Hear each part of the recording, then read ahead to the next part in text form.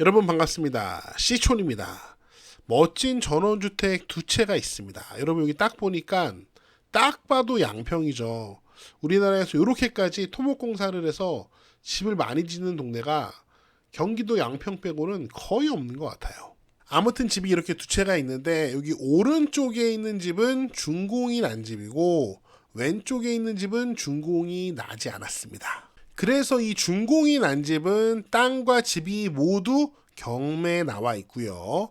왼쪽에 준공이 되지 않은 집은 땅만 건물 빼고 땅만 경매에 나온 상태입니다. 현재 경매를 신청한 경매 신청 채권자가 경매를 통해서 청구한 금액이 딱 7억 정도 되는데요. 이 경매 신청 채권자는 근저당권자입니다. 자, 여기서 제가 이 영상을 통해서 여러분과 공부하고 싶은 내용을 먼저 말씀드리겠습니다.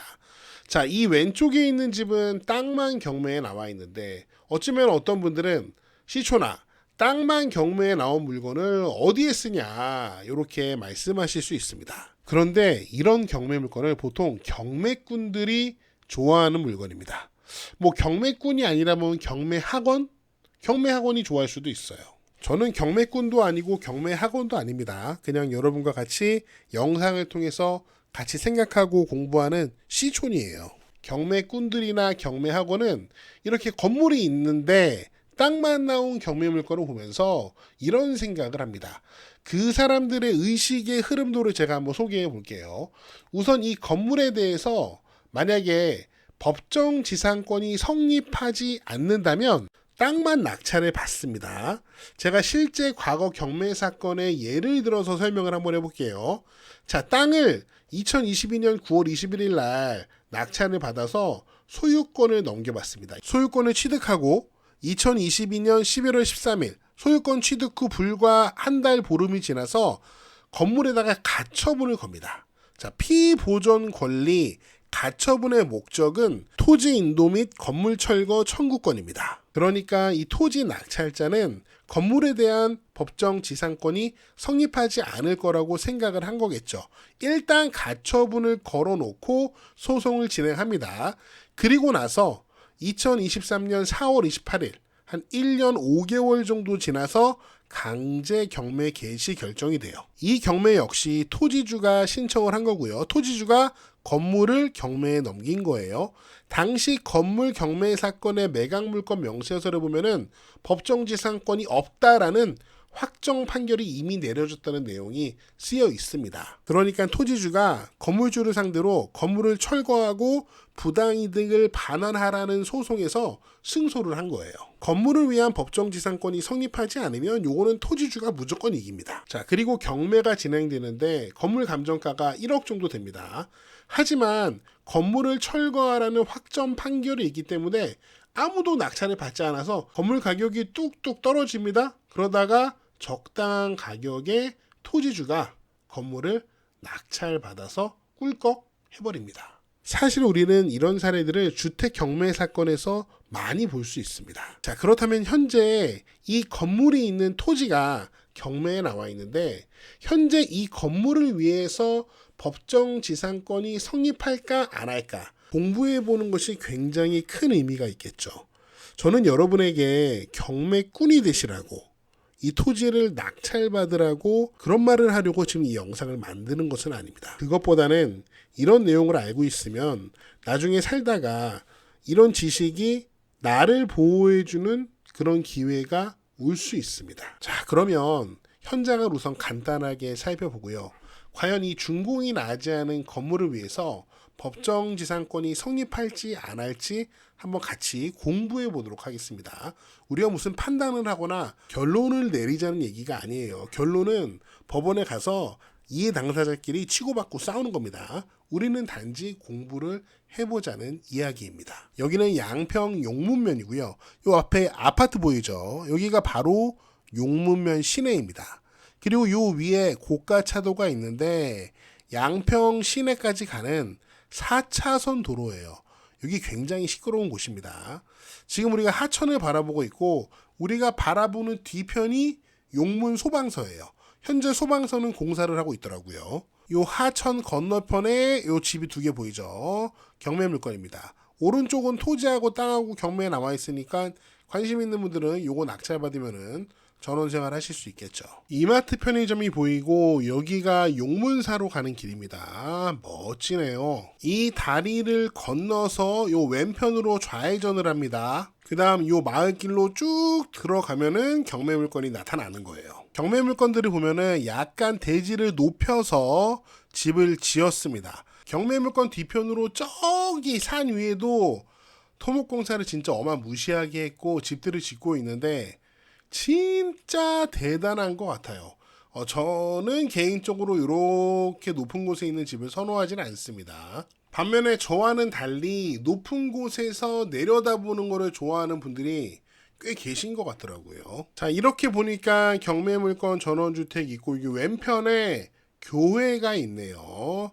아무튼 이것도 참고를 하셔야 될 것 같고, 자, 여기 있는 집들은 대부분 동향이고요. 요 언덕 위에 짓고 있는 집은 북향이네요. 북향. 자, 오른쪽에 있는 집은 준공이 낮다 그랬죠. 건축물 대장을 보니까 철근 콘크리트 구조 2층 집입니다. 박공지붕으로 해놨고 183제곱미터 정도 되는데 약 55평입니다. 굉장히 큰 집이고요. 언제 지어졌을까요? 자, 사용 승인은 2021년 12월 31일 딱 말일이네요. 자, 그런데 요거 잘 보세요. 허가일을 보니까 2021년 4월 23일, 착공일은 2021년 6월 7일. 자, 요거 제가 뒤에서 얘기할 거니까요. 잘 봐주세요. 자, 그 다음에 왼쪽에 있는 이 집은 준공이 안 났다 그랬죠. 그런데 현재 경매에 나와 있는 모든 토지와 준공이 난 오른쪽 건물까지 한 사람의 소유이거든요. 그러면 우리가 확인할 수는 없지만 요 왼쪽에 있는 건물 역시 그 같은 사람의 소유일 가능성이 있는데 현재 객관적인 자료로 확인할 수 있는 것은 없습니다. 왜냐하면 건축물 대장도 없고 등기도 없어요. 그래서 확인할 방법은 없습니다.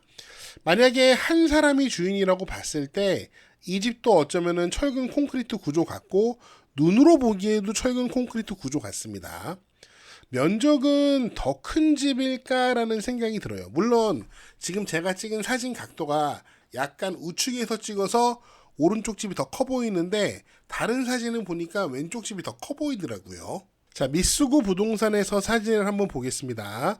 시촌 구독자님들께는 미쓰고 부동산 7일 무료 이용권 그리고 3개월 추가 혜택을 드리고 있으니까 관심 있는 분들은 영상 하단에 설명란을 참고하시고요. 자, 요 사진을 한번 보세요.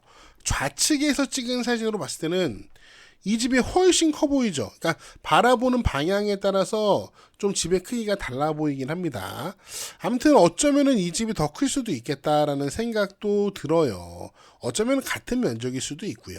아무튼 이런 사진을 보면은 마당도 그렇고 집 앞에 도로도 그렇고 집도 그렇고 전반적으로 아주 깔끔하게 잘 지어놨다라는 생각이 들어요. 그리고 이런 모습을 봤을 때 외부의 전구들도 다 달려 있고요. 잘 보이진 않지만 집 안에 전등도 이렇게 달려 있는 것 같아요. 이런 모습을 봤을 때 아마 이 집이 거의 다 완성이 된 집인데 준공만 안 된 상태가 아닐까 추측해 볼 수 있는 것 같습니다. 현장은 이 정도 보고요. 자, 그럼 본격적으로 여기 왼편에 있는 이 건물을 위해서 법정 지상권이 성립할지 안 할지 한번 같이 알아보겠습니다. 그런데 여러분 그거 아세요? 약정 기간이 끝난 인터넷을 계속 사용하면 어마어마한 혜택을 놓치고 있는 거예요. 그 혜택을 어떻게 받냐고요? 바로 서경석의 인터넷 비교원 최대 108만 원의 혜택이 주어지는데요. 이미 60만 명이 이 혜택을 받아갔습니다. 인터넷 TV 가입 최대 48만 원, 정수기 렌탈 최대 30만 원, 유심 변경 최대 30만 원까지 3년마다 최대 108만 원의 혜택이 가능합니다. 관심 있는 분들은 네이버에 인터넷 비교원 검색해 보시거나 1670-2521로 전화 주세요. 가입 시 시촌 보고 왔다고 말씀해 주시면 웰세이브 비타민 B를 증정해 드립니다. 앞서 말씀드린 것처럼 현재 경매 청구 금액이 7억 원 정도 되고 근저당권자가 경매를 실행한 상황입니다. 그러니까 임의 경매가 되겠죠. 저당권의 실행으로 임의 경매가 진행 중인 사건입니다. 자, 이런 경우에는 민법 제366조의 법정 지상권이 성립할 여지가 생기는데요. 그야말로 법에 나와 있는 법정 지상권이라는 말입니다. 만약에 건물을 위한 법정 지상권이 성립하면은 토지를 낙찰받은 사람은 건물 철거를 요구할 수 없습니다. 반면에 지상권이 성립하지 않으면은 토지주는 건물 철거를 요구하고 무조건 이길 수 있어요. 그러면은 법정 지상권의 성립 요건을 간단하게 살펴보겠습니다. 첫 번째, 우선 토지주하고 건물주가 한 사람, 즉 동일인이어야 합니다. 토지를 가진 사람이 건물도 갖고 있어야 돼요. 첫 번째 조건이고요. 두 번째, 토지에 대한 저당권 설정 당시 건물이 그 당시에 있었어야 합니다. 즉 토지를 담보로 은행에서 돈을 빌렸을 때 그때 이미 건물이 있었어야 해요. 개인적으로 저는 이 두 번째 성립 요건이 굉장히 합리적으로 느껴져요. 왜냐면은 은행에서 토지를 담보로 돈을 빌려주는데 당시에 만약에 건물이 있었다면 법원에서 봤을 때는 은행한테 야, 너 건물이 있는데 돈을 빌려줬어? 야, 그러면은 건물이 있는데도 땅만 담보로 해서 돈을 빌려준 네 잘못이야. 이렇게 말하는 게 굉장히 합리적으로 느껴지죠. 반면에 토지에 근저당이 이미 설정된 거를 알고도 건축주가 건물을 지었어요. 그런 경우에는 법원에서 봤을 때 야, 건축주야. 야, 이 토지에 근저당이 이미 설정돼 있는 걸 알고도 네가 건물을 줬어? 야, 그러면 이거는 은행 편을 들어줄 수밖에 없어. 법정지상권 이거는 성립 안 해. 이렇게 말하는 게 합리적으로 느껴지죠. 마지막으로 세 번째 성립 요건은 저당권 실행, 즉 임의 경매로 토지주와 건물주가 달라져야 합니다. 한 사람이 소유했다가 지금 토지만 경매에 나왔죠. 낙찰자가 나타나면 건물주와 토지주가 다른 사람이 됩니다. 이렇게 세 가지 성립 요건이 있어요. 그런데 이 첫 번째 성립 요건은 현재 경매 사건에서 우리가 확인하기가 어려워요. 어디 매각물권명세서, 감정평가서, 현황조사서 어디에도 이 건물이 누구 건지는 나와 있지 않아요. 그러니까 현재 이 토지주가 이 건물까지 소유하고 있는지는 우리가 확인할 방법은 없습니다. 확인할 수 있는 유일한 방법은 가서 직접 물어보는 거죠. 그런데 이 두 번째 요건, 저당권 설정 당시에 건물이 있었는지 없었는지 우리가 확인할 수 있는 방법이 사실 여러 가지 방법이 있습니다. 우선은 근저당 설정 날짜를 확인해 보겠습니다. 날짜가 2021년 1월 7일이고요. 현재 경매 사건의 말소 기준 권리입니다. 최선순위 설정이에요. 채권 최고액 4억 5,500만 원 근저당권을 설정해주고 토지를 담보로 대출을 받았습니다. 자, 채무자는 이 토지를 5억 5,020만 원 주고 구매를 했더라고요. 등기상의 거래 가액입니다. 당시에 토지를 구매했을 때 이렇게 두 개의 필지를 구매를 했어요. 그런데 집 짓기 전에 이 두 개의 필지를 이렇게 하나로 합쳤습니다. 그리고 집을 짓고 나서 땅을 이렇게 또 분필을 했어요. 시초나 그런 토지의 역사는 어떻게 보냐? 여기 토지 이음에서 여러분 확인하실 수 있습니다.